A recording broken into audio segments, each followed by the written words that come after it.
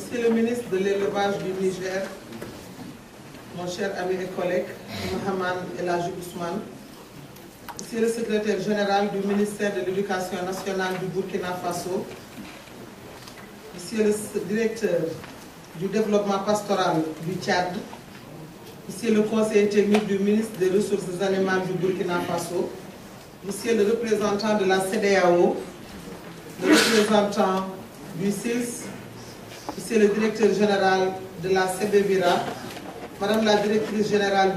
du CIRDES, Monsieur le directeur exécutif du hub rural et facilitateur de la séance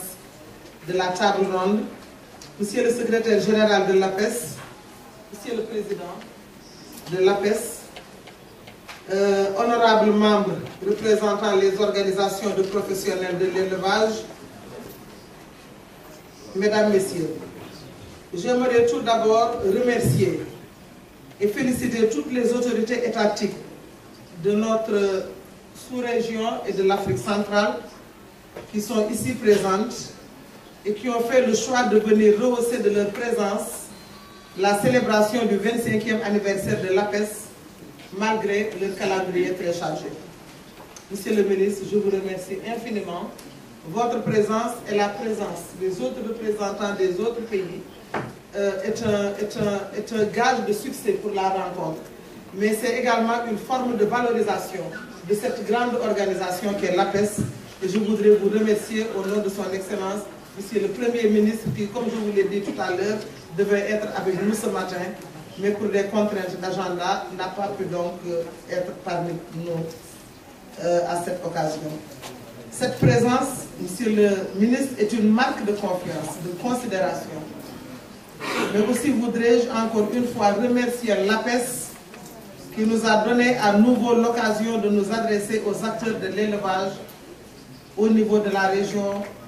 de l'Afrique centrale et de la région de l'Afrique occidentale.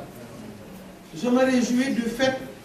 que vous ayez également savamment enrichi la célébration de vos 25 ans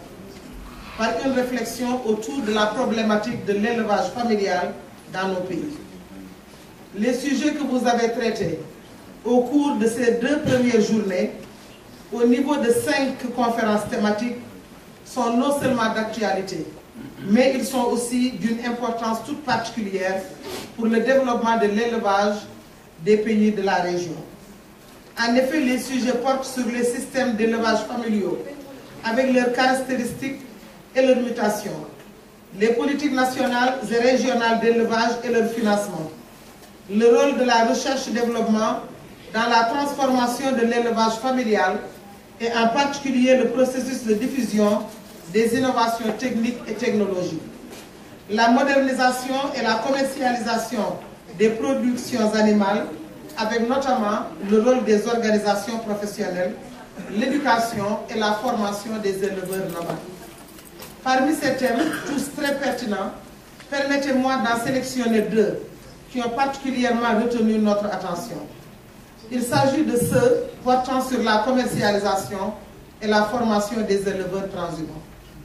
La commercialisation du bétail et des produits animaux confère aux acteurs des chaînes de valeur des revenus.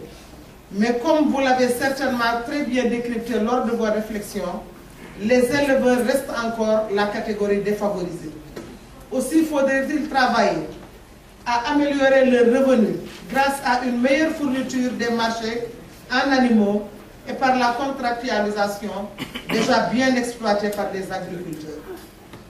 La formation des pasteurs constitue aussi une préoccupation pour le gouvernement du Sénégal, mais également pour tous les autres gouvernements de notre région. À ce sujet, il faut reconnaître qu'en dépit des nombreux efforts consentis dans les zones pastorales, une bonne partie des enfants, une bonne partie des femmes de ces populations sont toujours laissées en rade du système éducatif, des systèmes de santé, du fait de leur mode de production. Je souhaite que les expériences réussies par l'APES et ses partenaires puissent rapidement profiter à l'ensemble des éleveurs de notre région qui ne sont pas dans ces cas.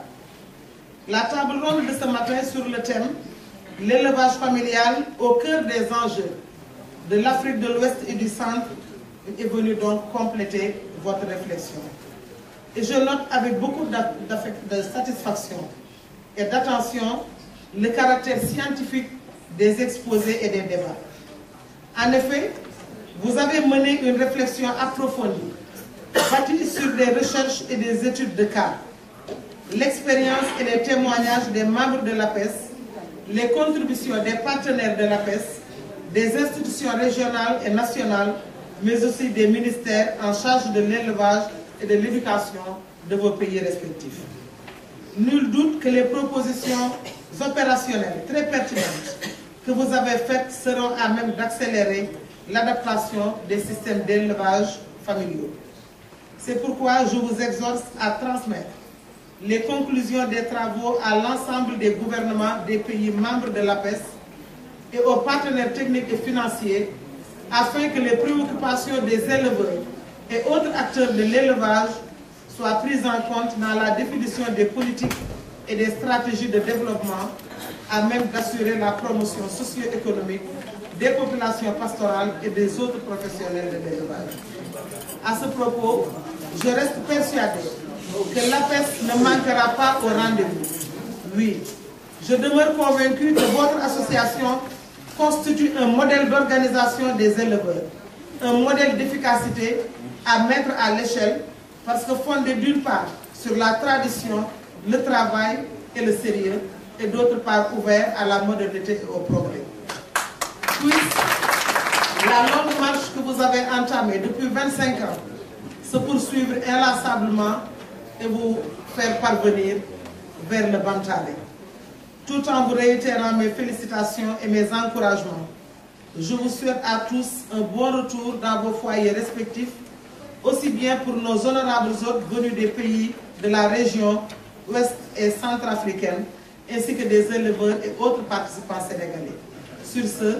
je déclare close la cérémonie du 25e anniversaire de l'APES et à la prochaine fois.